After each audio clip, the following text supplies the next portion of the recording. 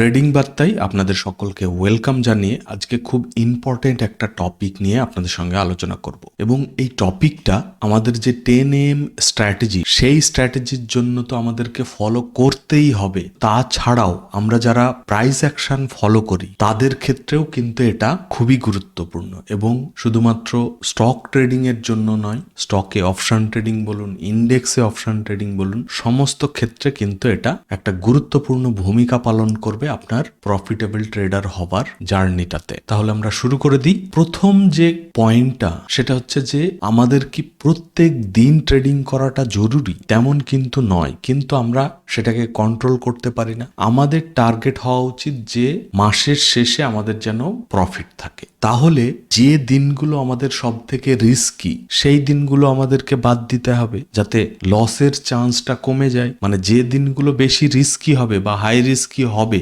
সেই দিনগুলোতেই তো লসের চান্স বেশি থাকছে, তাহলে সেই দিনগুলোকে আমরা বাদ দেব।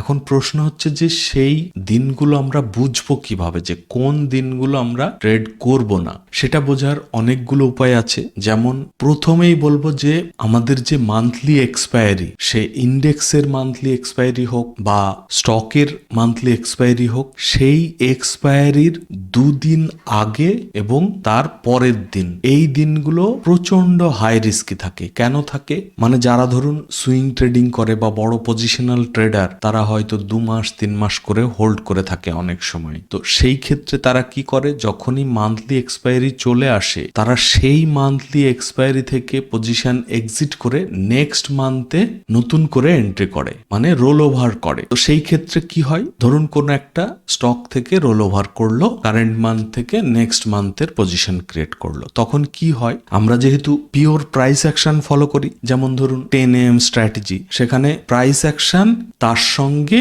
ভলিউম, এই দুটোই মেন ভূমিকা পালন করে এবং সেই সঙ্গে টাইম, মানে 10টার পরে আমরা এন্ট্রি করি, তার আগে করি না। সেই রকম ভাবে আপনি যদি অন্য যে কোনো স্ট্র্যাটেজি যেটা বিশেষ করে প্রাইস অ্যাকশনের উপরে বেস করে হবে, এই মান্থলি এক্সপায়ারির দুদিন আগে এবং দুদিন পরে এবং সেই সঙ্গে যেদিনকে মান্থলি এক্সপায়ারি সেদিনকেও, এই 5 দিন ট্রেডিং না করাই। কারণ হচ্ছে যখনই রোল ওভার করা হচ্ছে তারা কিন্তু যে কোনো প্রাইসে থাকা অবস্থাতেই এক্সিট এবং নতুন এক্সপায়ারিতে এন্ট্রি করছে এবং এর ফলে কি হবে, আমরা যেহেতু প্রাইস অ্যাকশন ফলো করছি, সুন্দর যে একটা ট্রেন্ডি প্রাইস অ্যাকশন ফলো করে যে স্টকটা যাচ্ছিল বা ইন্ডেক্সটা যাচ্ছিল, সেইটা কিন্তু অতটা স্মুথ হয় না। অনেক সময় ট্র্যাপ করে আবার উপরে চলে যায় বা হয়তো কন্টিনিউ আপ মুভ দিল, দিয়ে আবার আগের পজিশনে চলে গেল, আবার আপ মুভ দিল। তো এরকম হিউজ ভোলাটিলিটি ক্রিয়েট হয় বা বলতে পারেন আমাদের যে সুন্দর প্রাইস অ্যাকশন দরকার হয় সেইটা অতটা স্মুথ হয় না। তো সেই কারণে এক্সপায়ারির কাছের দিনগুলো আমরা অ্যাভয়েড করতে পারি। যারা অ্যাভয়েড করতে চান না, তারা যদি বড় পজিশন নিয়ে ক্রিয়েট করে থাকেন, মানে 10 লট 20 লট বা তারও বেশি, তারা কি করবেন, পজিশন সাইজটাকে কমিয়ে আনবেন, মানে 1 লট 2 লট দিয়ে করলেন ধরুন। বাট আমার মতে অ্যাভয়েড করাই ভালো।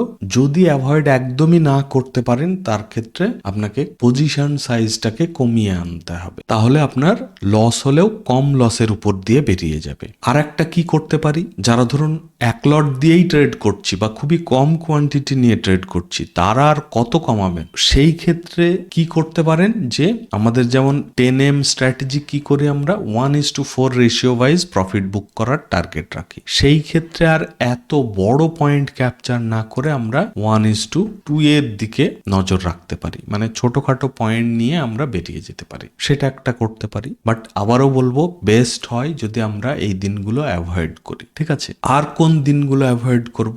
একটা তো গেল এক্সপায়ারির আশেপাশের দিনগুলো আমরা অ্যাভয়েড করছি। উইকলি এক্সপায়ারি নিয়ে অতটা মাথা না ঘামিয়ে আমরা মান্থলি এক্সপায়ারির দিকে নজর দেবো। ঠিক আছে, মানে মান্থলি এক্সপায়ারি ধরুন 30 তারিখে এক্সপায়ারি, এই 28, 29 এই দিনগুলো প্লাস তারপরে 1-2 দিন আরো। ঠিক আছে, এবং সেকেন্ড পয়েন্ট, আর কোন দিনগুলো অ্যাভয়েড করব? আমরা বিশেষ করে যখনই 2 দিন বা তার বেশি হলিডে থাকবে বা ছুটি থাকবে, তো সেই তার আগের দিনটা আমরা অ্যাভয়েড করতে পারি। যেমন এভরি ফ্রাইডে করে আপনি লক্ষ্য করবেন যে খুব বেশি ভালো ওয়ান সাইডেড মুভমেন্ট কিন্তু থাকে না। বাট এমন নয় যে কোনো দিনই থাকবে না, কোনো দিন থাকবে, বাট বেশিরভাগ টাইমে দেখবেন ফ্রাইডে করে ভালো ওয়ান সাইডেড যে ট্রেন্ডি মুভমেন্ট সেইটা খুবই কম পাওয়া যায়। তো সেই ক্ষেত্রে আমরা ফ্রাইডে করে ট্রেডিং অ্যাভয়েড করতে পারি, বা করলেও খুবই কম কোয়ান্টিটি নিয়ে করব, বা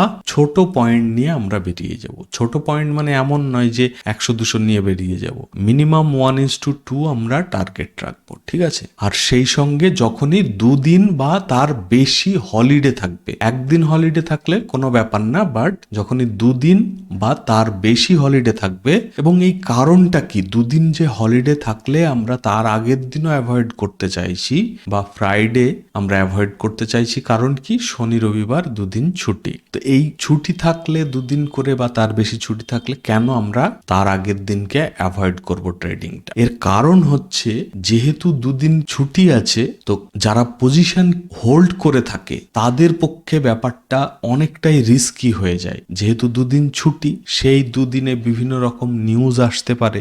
এমন একটা নিউজ আসলো যে তার এন্ট্রির অপোজিট টাইপের একটা নিউজ আসলো, তখন কি হবে, তার বেকার বেকার লস হয়ে যাবে। এবং আরো একটা কারণ আছে, সেটা হচ্ছে যে এই যে দুদিন ছুটি, এই ছুটির মধ্যেও কিন্তু যারা অপশন ট্রেডিং করছেন বা পজিশন হোল্ড করে নিয়ে যাচ্ছেন, সেই দুদিনে কিন্তু প্রিমিয়াম ডিকেটা অনেকটা বেশি হবে। মানে কেউ কল বাই করেছে এবং সেম পজিশনেই হয়তো দুদিন পরে যখন মার্কেট ওপেন হলো তখন হয়তো সেখানেই মার্কেটটা ওপেন হয়েছে, বাট তবুও দুদিনের যে প্রিমিয়াম ডিকে, সেই প্রিমিয়াম ডিকেতেই কিন্তু অনেকটা তার লস দেখাবে। তো সেই কারণে অনেকে পজিশন হোল্ড করতে চায় না। আর ঠিক এই কারণেই দুদিন ছুটি থাকলে বা তার বেশি ছুটি থাকলে, বা ফ্রাইডে করে, যেমন স্যাটারডে সানডে ছুটি থাকছে, তো ফ্রাইডে করেও এই সেম সিচুয়েশন হয়। যারা পজিশন হোল্ড করে ম্যাক্সিমাম তারা কিন্তু ফ্রাইডে করে আর হোল্ড করতে চায় না, তারা মানডেতে নতুন পজিশন ক্রিয়েট করে। তো সেই কারণে যেহেতু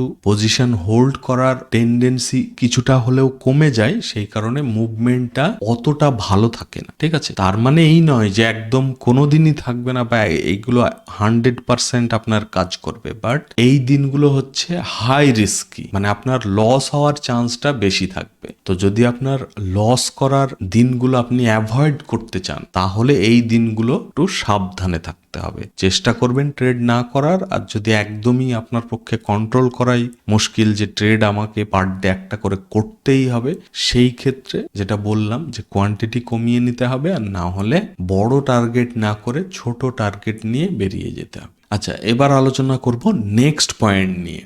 নেক্সট কোন দিনগুলো আমরা অ্যাভয়েড করব? যখন কোনো আনএক্সপেক্টেড নিউজ আসবে। আমরা যেহেতু প্রাইস অ্যাকশন ফলো করে ট্রেড করছি, আমরা তো নিউজ বেসড ট্রেড করছি না। তো সেই ক্ষেত্রে যখন বড় কোনো নিউজ আসে বা আনএক্সপেক্টেড নিউজ আসে, সেই দিনগুলো কিন্তু হিউজ ভোলাটিলিটি থাকে মার্কেটে। তো সেই দিনগুলো অ্যাভয়েড করাই ভালো। আর একটা পয়েন্ট, লাস্ট পয়েন্ট এটা, সেটা হচ্ছে যে এমন একটা দিন আপনি জানেন যে একটা খুব স্ট্রং পজিটিভ এক নিউজ এসছে, তো সেদিনকে আপনি স্ট্রং বুলিশ, বাট কি হচ্ছে, মার্কেট ওপেন হওয়ার পর থেকে কন্টিনিউ মার্কেট ফল করেই যাচ্ছে। তো সেই রকম মানে আপনার নিউজেরও অপোজিট সাইডে যদি মার্কেট ট্রেড করতে থাকে এবং নিউজটাও স্ট্রং পজিটিভ বাট মার্কেটটাও কিন্তু স্ট্রং নেগেটিভ, তো সেই সিচুয়েশনে আপনাকে কিন্তু ট্রেড অ্যাভয়েড করতে হবে। কারণ কি, অনেক সময় ট্র্যাপ করার জন্য বা পজিশন যারা অলরেডি বিল্ড করে আছে তারা এক্সিট করতে থাকে, এরকম নানা রকম সিচুয়েশন হওয়ার কারণে অনেক সময় কিন্তু নিউজের অপোজিট সাইডেও মার্কেট বেশ কিছুক্ষণ মুভমেন্ট দেওয়ার পরে দেন কিন্তু সেই নিউজ বেস্ট মুভমেন্ট পরে দিতে থাকে। তো সেটাকেও আপনাকে লক্ষ্য রাখতে হবে, মানে জানবেন যে সেই দিনকে এমনিতেই নিউজের জন্য হাই ভোলাটিলিটি, সেখানে কিন্তু ট্র্যাপ করার একটা সিচুয়েশন থাকতে পারে। তো সেই দিনটাকেও সাবধান থাকতে হবে এবং সেই দিনকেও ট্রেড অ্যাভয়েড করাই ভালো। তো এই কথাগুলো 10 AM স্ট্র্যাটেজির জন্য কিন্তু একদম পুরোপুরি 100% আপনাকে ফলো করতেই হবে। এবং সেই সঙ্গে আপনি যদি 10 AM স্ট্র্যাটেজি ফলো করুন বা না করুন, আপনার নিজস্ব কোনো বা অন্য কোনো কারোর প্রাইস অ্যাকশনের উপরে বেস করে কোনো স্ট্র্যাটেজি আপনি ফলো করে থাকেন, সেই ক্ষেত্রেও কিন্তু এই সিচুয়েশনগুলো আপনি অ্যাভয়েড করতে পারেন ট্রেডিং, কারণ সেই দিনগুলোতে আপনার লসের চান্সটা বেশি থাকবে। ঠিক আছে, আর প্লিজ ভিডিওটাকে লাইক করবেন। চ্যানেল যদি সাবস্ক্রাইব এখনো না করে থাকেন অবশ্যই সাবস্ক্রাইব করে নেবেন। আজকের ভিডিওটা বেশি বড় করলাম না, আপনারা সকলে ভালো থাকবেন। Thank you, bye by.